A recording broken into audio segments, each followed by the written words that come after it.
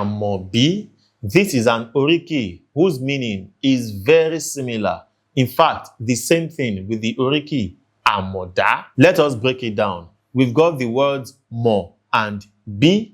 Mo means to do something knowingly, to do something intentionally, to do something with a purpose, purposefully. What about bi?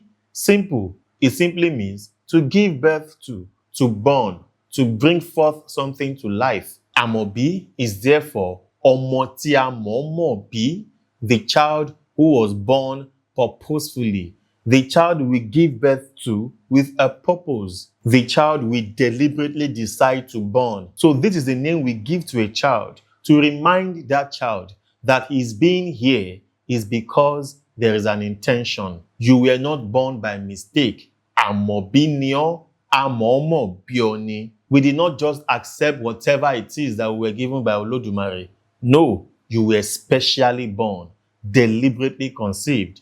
That is the meaning of the Oriki. Amobi, Wàá Ṣere.